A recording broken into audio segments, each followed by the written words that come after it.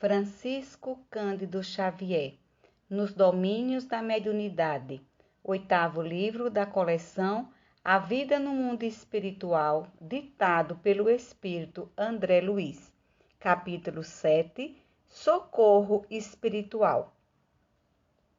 Sob a influência de Clementino, que o envolvia inteiramente, Silva levantara-se e dirigia-se ao comunicante com bondade. Meu amigo, tenhamos calma e roguemos o amparo divino. Estou doente, desesperado. Sim, todos somos enfermos, mas não nos cabe perder a confiança. Somos filhos de nosso Pai Celestial, que é sempre pródigo de amor. É padre? Não, sou seu irmão. Mentira, nem o conheço. Somos uma só família à frente de Deus. O interlocutor conturbado riu-se irônico e acentuou. Deve ser algum sacerdote fanatizado para conversar nesses termos. A paciência do doutrinador sensibilizava-nos. Não recebia Libório qual se fora defrontado por um habitante das sombras, suscetível de acordar-lhe qualquer impulso de curiosidade menos digna. Ainda mesmo descontando o valioso concurso do mentor que o acompanhava, Raul emitia de si mesmo sincera compaixão de mistura com inequívoco interesse paternal. Acolhia o hóspede sem estranheza ou irritação, como se o fizesse a um familiar que regressasse demente ao santuário doméstico. Talvez por essa razão, o obsessor, a seu turno, se revelava menos agastadiço. Tão logo passou a entender-se de algum modo com o dirigente da casa, observamos que Eugênia se revigorava no esforço assistencial que lhe competia. Não sou ministro religioso, continuava Raul imperturbável, mas desejo me aceite como seu amigo. Que irrisão! Não existem amigos quando a miséria está conosco. Dos companheiros que conheci, todos me abandonaram. Resta-me apenas Sara, Sara que não deixarei. Fixou a expressão de quem se detinha na lembrança da pessoa a quem se referira e acrescentou com recalcada indignação. Ignoro porque me entravam agora os passos. É inútil. Aliás, não sei a razão pela qual me contenho. Um homem provocado, qual me vejo, de certo deveria esbofeteá-los a todos. Afinal, que fazem aqui esses cavalheiros silenciosos e estas mulheres mudas? Que pretendem de mim? Estamos em prece por sua paz, falou Silva com inflexão de bondade e carinho. Grande novidade! Que há de comum entre nós? Devo-lhes algo? Pelo contrário, exclamou o interlocutor convicto. Nós somos quem lhe deve atenção e assistência. Estamos numa instituição de serviço fraterno e é fora de dúvida que num hospital a ninguém será lícito inquirir da luta particular daqueles que lhe batem à porta, porque, antes de tudo, é dever da medicina e da enfermagem a prestação de socorro às feridas que sangram. Ante o argumento enunciado com sinceridade e simpleza, o renitente sofredor pareceu apaziguar-se ainda mais. Jatos de energia mental partidos de Silva alcançavam-no agora em cheio no tórax como a lhe buscarem o coração. Libório tentou falar. Contudo, à maneira de um viajante que já não pode resistir à aridez do deserto, comoveu-se diante da ternura daquele inesperado acolhimento a surgir-lhe por abençoada fonte de água fresca. Surpreendido, notou que a palavra lhe falecia embargada na garganta. Sob o sábio comando de Clementino, falou o doutrinador com afetividade ardente. Libório, meu irmão. Essas 3 palavras foram pronunciadas com tanta inflexão de generosidade fraternal porque o hóspede não pôde sopitar o pranto que lhe subia no âmago. Raul avançou para ele, impondo-lhe as mãos das quais jorrava luminoso fluxo magnético e convidou: Vamos orar. Findo o minuto de silêncio, a voz do diretor da casa, sob a inspiração de Clementino, suplicou enternecidamente: Divino Mestre, lança compassivo olhar sobre a nossa família aqui reunida. Viajores de muitas romagens, repousamos nesse instante sobre a árvore bendita da prece e te imploramos amparo. Todos somos endividados para contigo. Todos nos achamos empenhados à tua bondade infinita, à maneira de servos insolventes para com o Senhor. Mas, rogando-te por todos nós, pedimos particularmente agora pelo companheiro que de certo encaminhas ao nosso coração, qual se for uma ovelha que torna no aprisco ou um irmão consanguíneo que volta ao lar. Mestre, dai-nos a alegria de recebê-lo de braços abertos. Sela-nos os lábios para que lhe não perguntemos de onde vem, e descerra-nos a alma para a ventura de tê-lo conosco em paz. Inspira-nos a palavra, a fim de que a imprudência não se esmicua em nossa língua, aprofundando as chagas interiores do irmão, e ajuda-nos a sustentar o respeito que lhe devemos. Senhor, estamos certos de que o acaso não te preside as determinações. Teu amor, que nos reserva invariavelmente o melhor, cada dia aproxima-nos uns dos outros para o trabalho justo.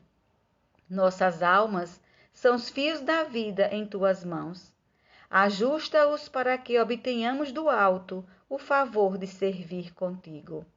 Nosso Libório é mais um irmão que chega de longe, de recuados horizontes do passado. Ó Senhor, auxilia-nos para que ele não nos encontre proferindo o teu nome em vão. O visitante chorava. Via-se, porém, com clareza, que não eram as palavras a força que o convencia, mas sim o sentimento irradiante com que eram estruturadas. Raul Silva, sob a destra radiosa de Clementino, afigurava-se nos areolados de intensa luz. Ó Deus, que se passa comigo? Conseguiu gritar Libório em lágrimas. O irmão Clementino fez breve sinal a um dos assessores de nosso plano, que apressadamente acorreu, trazendo interessante peça que me pareceu uma tela de gaze tenuíssima, com dispositivos especiais, medindo por inteiro 1 metro quadrado aproximadamente. O mentor espiritual da reunião manobrou pequena chave num dos ângulos do aparelho e o tecido suave se cobriu de leve massa fluídica, branquicenta e vibrátil. Em seguida, postou-se novamente ao pé de Silva, que, controlado por ele, disse ao comunicante: Lembre-se, meu amigo, lembre-se. Faça um apelo à memória. Veja à frente os quadros que se desenrolarão aos nossos olhos. De imediato, como se tivesse a atenção compulsoriamente atraída para a tela, o visitante fixou-a, e desde esse momento vimos com assombro que o retângulo sensibilizado exibia variadas cenas de que o próprio Libório era o principal protagonista. Recebendo-as mentalmente, Raul Silva passou a descrevê-las. Observe, meu amigo. É noite. Ouve-se um burburinho de algazarra à distância. Sua mãe velhinha chama-o à cabeceira e pede-lhe assistência. Está exausta. Você é o filho que lhe resta. Derradeira esperança de flagelada vida. Único arrimo. A pobre sente-se morrer. A dispneia martiriza. É o distúrbio cardíaco pressagiando o fim do corpo. Tem medo. Declara-se receosa da solidão, uma vez que é sábado carnavalesco e os vizinhos se ausentaram na direção dos centros festivos. Parece uma criança atemorizada. Contempla-o ansiosa e roga-lhe que fique. Você responde que sairá tão somente por alguns minutos, o bastante para trazer-lhe a medicação necessária. Em seguida, avança rápido para uma gaveta situada em aposento próximo e apropria-se do único dinheiro de que a enferma dispõe, algumas centenas de cruzeiros, com que você se julga habilitado a desfrutar as falsas alegrias do seu clube. Amigos espirituais do seu lar abeiram-se de você, implorando socorro em favor da doente, quase moribunda, mas você se mostra impermeável a qualquer pensamento de compaixão. Dirige algumas palavras apressadas à enferma e sai para a rua. Em plena via pública, imanta-se aos indesejáveis companheiros desencarnados com os quais se afina, entidades turbulentas, hipnotizadas pelo vício, com as quais você se arrasta ao prazer. Por 3 dias e 4 noites consecutivas, entrega-se à loucura com esquecimento de todas as obrigações. Somente na madrugada de quarta-feira, você volta estafado e semi-inconsciente. A velhinha, socorrida por braços anônimos, não o reconhece mais. Aguarda resignadamente a morte, enquanto você se encaminha para um quarto dos fundos, na expectativa de conseguir um banho que o auxilie a refazer-se. Abre o gás e senta-se por alguns minutos, experimentando a cabeça entontecida. O corpo exige descanso depois da louca folia. A fadiga surge insopitável. Desapercebe-se de si mesmo e dorme semi-embriagado, perdendo a existência, porque as emanações tóxicas lhe cadaverizam o corpo. Na manhã clara de sol, um rabecão leva-o ao necrotério como simples suicida. Nessa altura, o interlocutor, como se voltasse de um pesadelo, bradou desesperado: "Oh, esta é a verdade, a verdade. Onde está a minha casa? Sara, Sara, quero minha mãe, minha mãe." "Acalme-se", recomendou Raul compadecido. "Nunca nos faltará o socorro divino. Seu lar, meu amigo, cerrou-se com seus olhos de carne, e sua genitora de outras esferas lhe estende os braços amorosos e santificantes." O comunicante vencido caiu em lágrimas.